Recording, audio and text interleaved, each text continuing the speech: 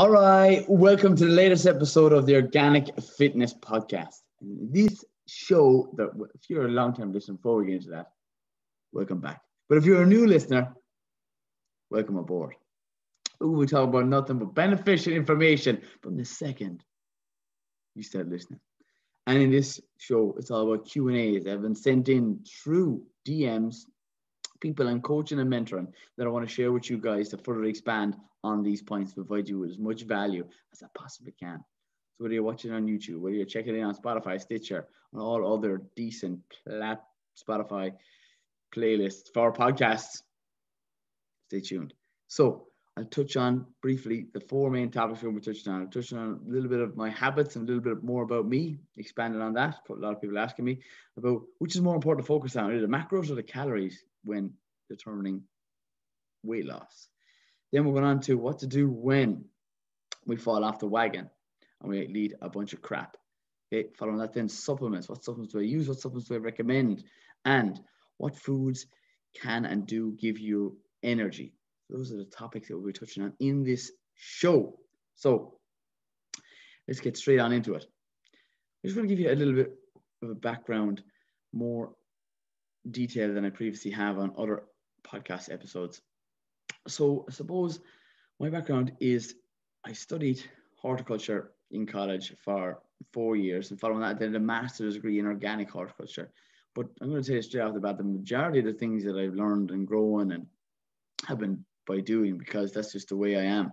And I suppose after college, or throughout college, even in university, I was a big, we'll call it, gym head. I went to the gym on a regular basis, but I wasn't seeing the best bang for my buck because of the foods that I was eating. And I saw some results, but I knew it could have been better.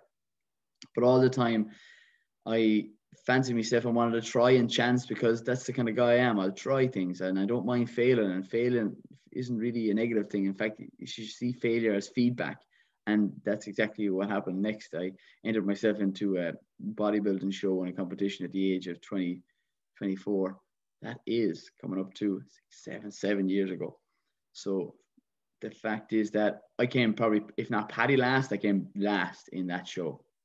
And it took a lot of guts to walk up on stage. And I didn't really want to tell a lot of people about it, because I come from a country background. And at the time, that wasn't the done thing. I was playing a sport that's male dominant, hurling, the Irish sport. And the fact is that it wasn't the thing to be shouting out that you thought you were shit hot, or even coming close to it, that you had some visible abs and some muscle tone, and you thought you could stand up on stage and enter a competition and win a medal for your physique.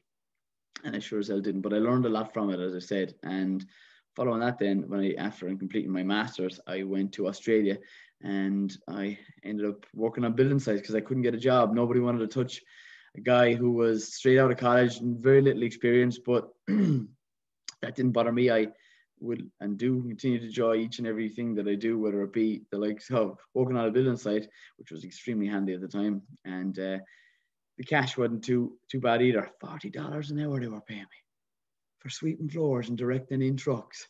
I was on a buzz. You couldn't beat it. And at that time, I was, I suppose, still in my very young 20s, and I was a heavy drinker. If not a Thursday, Friday, Saturday, and a Sunday, probably wouldn't have passed, or I wouldn't have had a beverage or two.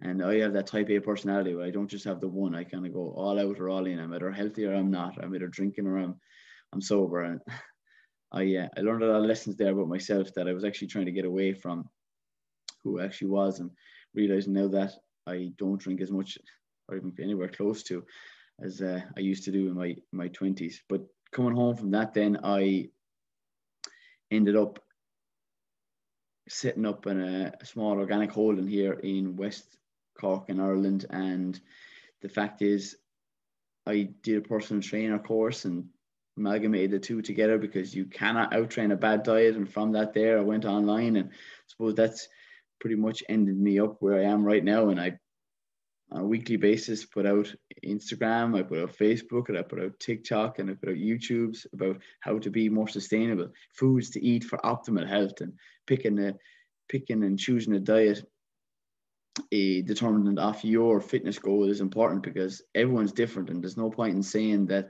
or that picking a diet and because someone else is doing it. It's about what works for you, and what works for you long term is absolutely positively essential. Because the quote that I love and I regularly mention even on the podcast is, a shoe is never the right price if it's not the right fit. And that's so inclusive of the diets that are out there right now, whether it be intermittent fasting, whether it be keto, vegetarian, vegan. I've tried them all. And I recommend you to sample them too. And that's what I help people do. Find what works for them and continue to do that, so you can have a healthier and happier life, because foods are a massive determinant on the way you look, you feel, and how much energy levels you have.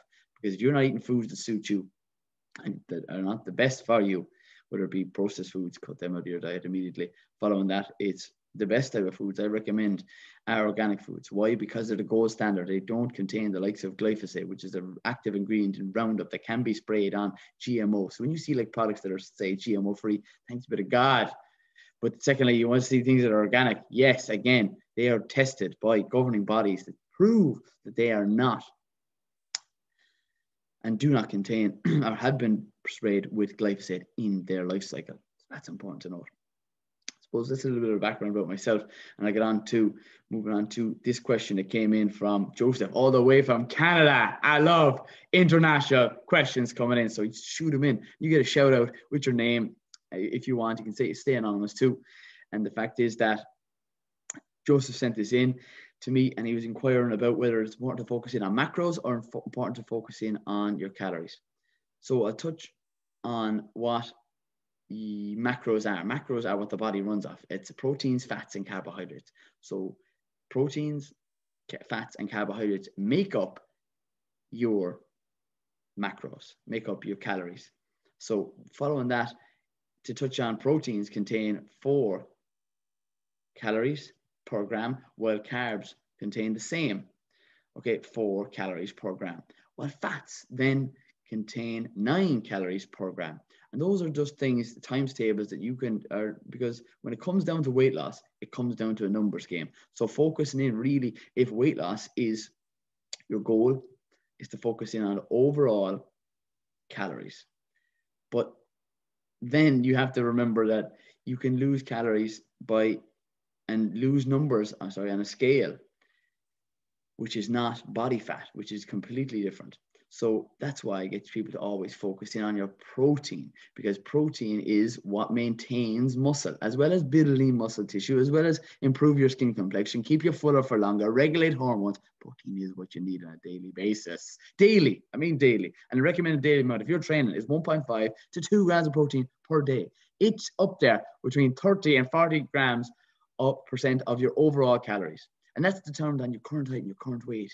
So everyone's different. So if I say, someone asked me, come on, what's the exact amount of protein I should be having? It's different for your height. But as a general rule, 1.5 to 2 grams per kg of your body weight. If you're working off pounds, convert that over. So the next thing is that I'm going to touch on what carbs do for the body. Carbs are the body's first source of energy. They contain the same amount of calories per gram as protein. So people say, how do carbs make you fat? It's processed foods that are having a negative effect on your energy levels and also leading to excessive weight gain when they are overconsumed, because they are typically processed foods low in fiber. Whether it be white bread, please stay away from white bread, please. Add in sourdough bread, add in brown bread for the win.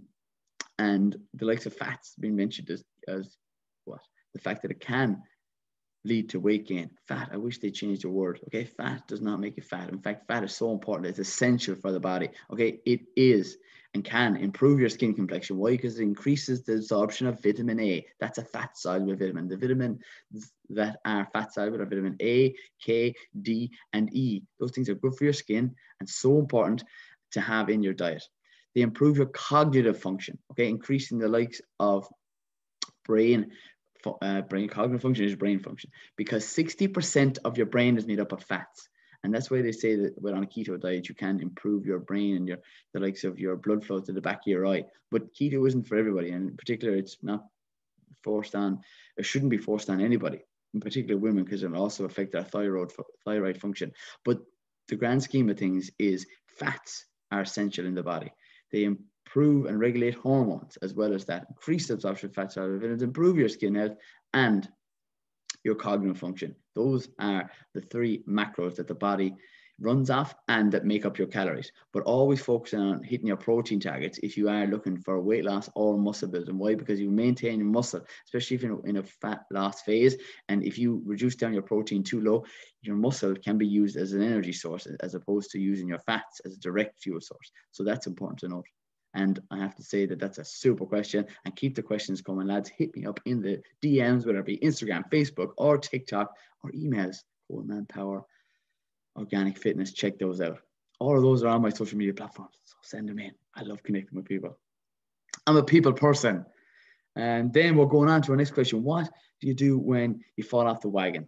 Okay, this came in from Tristan, all the way from the States, America, USA, winning.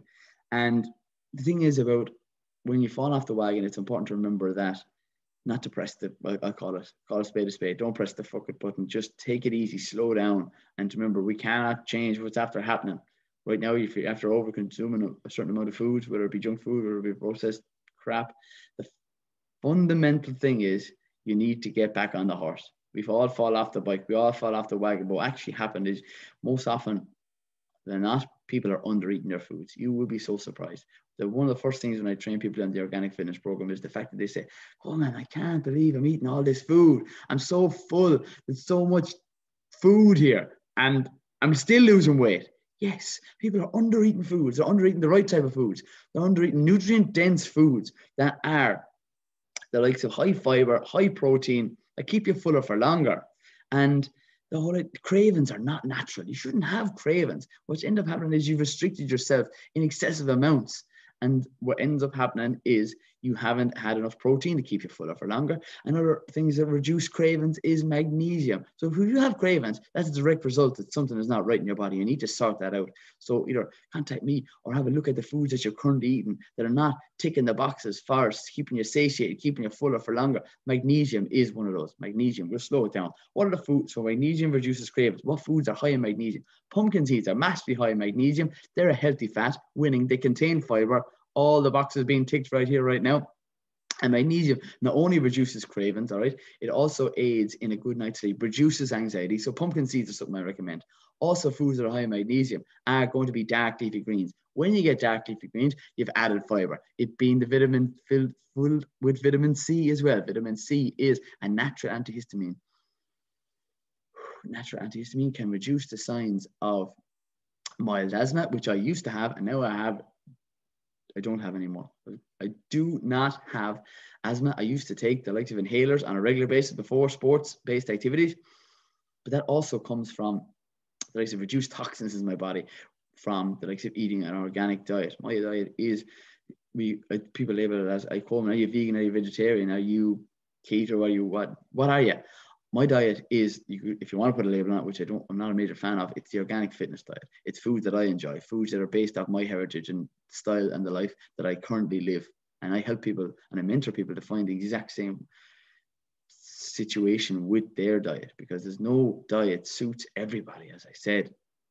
And when I incorporate in, or we used to have a diet that was highly processed. I used to be eating white bread to beat the band with every meal to try and fill me up, but it wasn't solving the problem. I used to have skin not as good as I do right now. I used to have mild asthma. My breathing has majorly improved. I used to have eczema on the backs of my hands and the backs of my legs. I used to be scratching. I used to have hives the whole lot because of the highly processed foods and sweets. I used to eat Haribo and those little gummy bears to beat.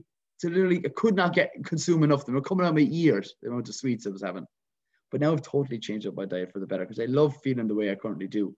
I love having as much energy as I do. I love eating organic foods because they're not only beneficial for us, they're also beneficial for the environment. Using regenerative agriculture, using and being the best version of you, eating the best food you possibly can, get your hands on local, fresh, organic produce is what I want you to do on a daily basis. So then I'm going to move on to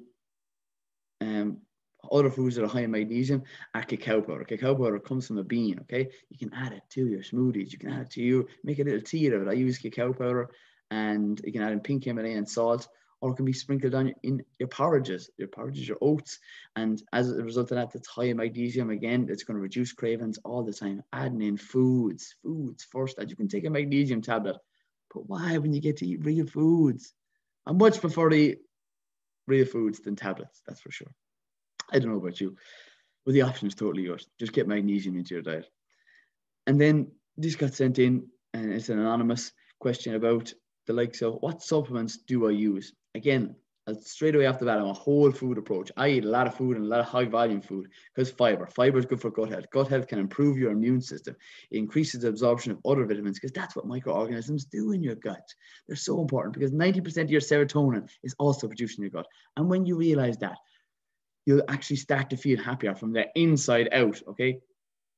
Serotonin is your happy hormone. And the more high fibrous foods that you eat, and what foods contain fiber?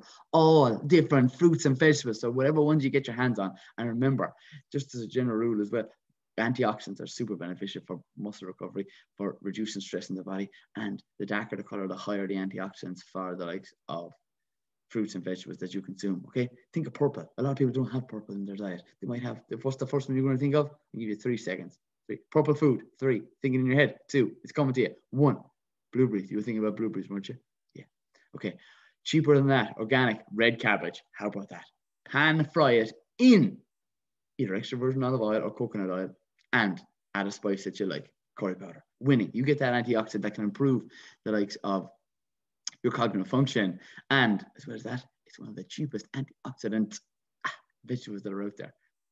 So that's, I suppose, getting back to what supplements do I take. Supplements that I would, I suppose, categorize would be maca powder. Maca powder can also increase your energy levels. Why? Because it's a natural stimulant that has a similar effect to coffee without the negatives of having the caffeine, and which can affect your sleep in a negative way. So that's one item that I have on a regular basis. I make a cacao actually and maca powder tea. It's delicious. It's just something that's warm. I'm going to make it very, very soon after this show, and looking forward to it.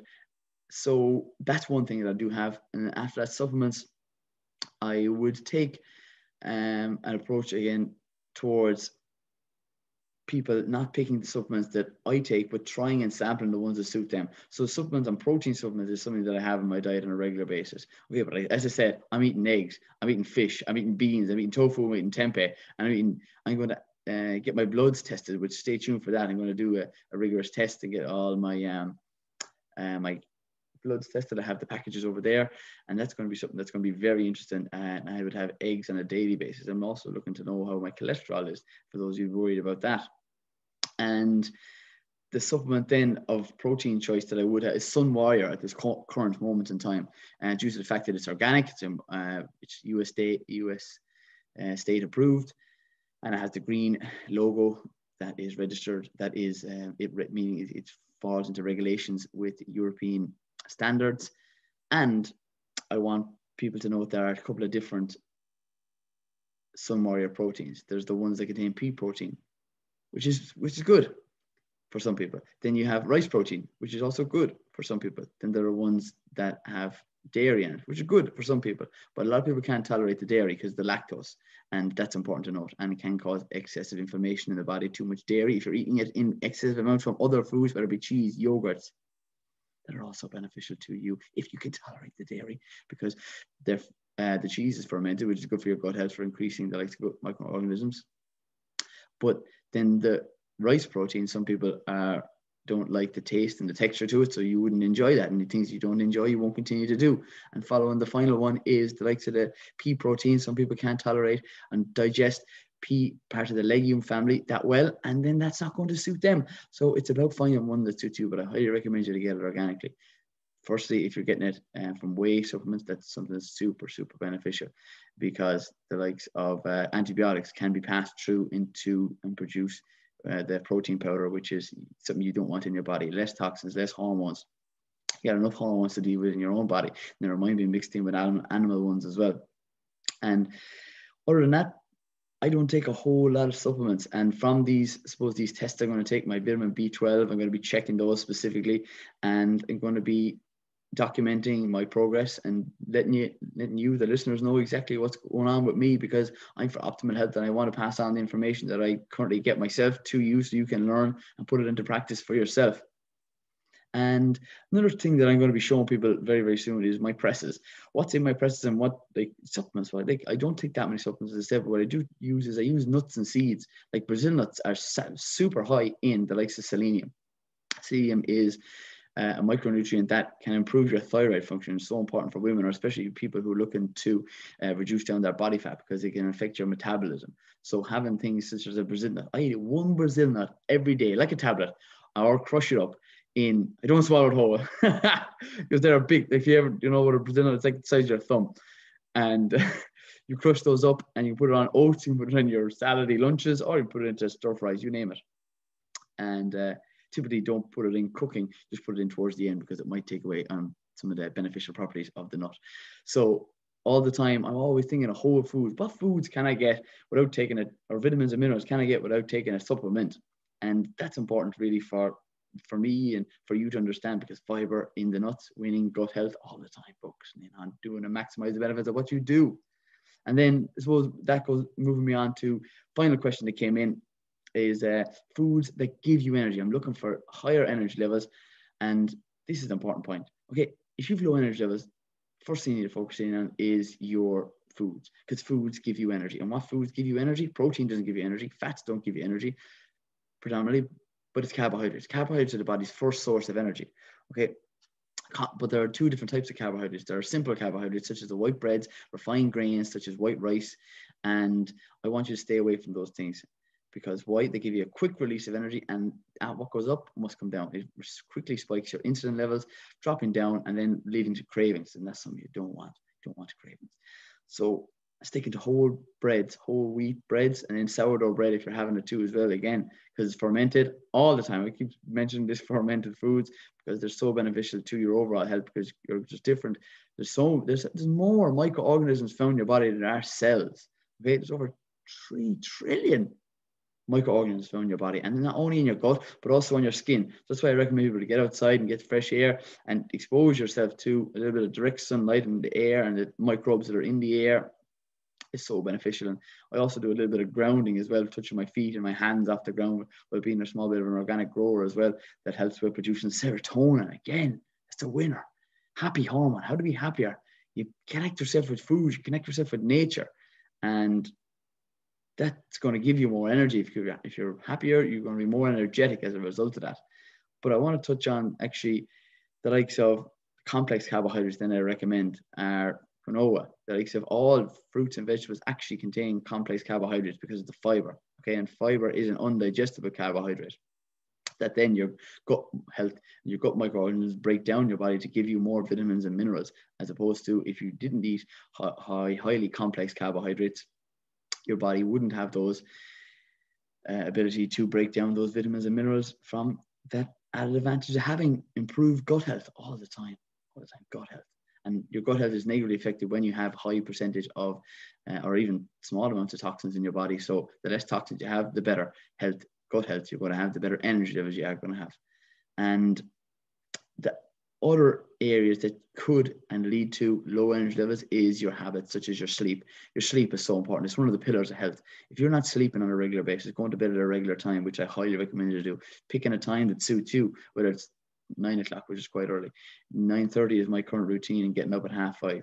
And that's getting me in 8 hours sleep with my 90-minute cycles, because that's what sleep does. Sleep goes in 90-minute cycles, and waking up at that start or at the end of a cycle really can prevent you waking up extremely groggy and needing what we'll call that cup of coffee to shake the nervous system, increasing your cortisol levels. And that's going to be something that you need to focus in on. Okay, I'm not going to recommend you a specific time. You pick the time that suits you. Remember, 90-minute cycles, your sleep goes into. So if you're going to bed at 10, you're getting up then at 6. You're going to bed at 11, you're getting up at 7. You're going to bed at 12, you're getting up then at 8. All the time waking up at the start or the end of a sleep cycle. I have more info on this on separate podcasts because I'm a major believer in optimal health, and that comes from a lifestyle approach. Not only the foods, not only the training, not only your habits, but your sleep as well. And I suppose that's the Q&A for today's episode. I'd like to say thanks very much for tuning in. And for those of you that are looking to connect with me on other social media platforms, you can find me on Instagram. It's Coleman Power. On TikTok, it's Coleman Power. And that thing is absolutely flying. And I love the crack on that. So much fun. YouTube, again, check those out. This podcast will also be up on YouTube with the video included, with me and my smiley head and my white teeth and my bedhead hair. So I'm going to hit the showers now, and I'd just like to say thanks very much for tuning in. Stay tuned, stay classy, and keep it organic.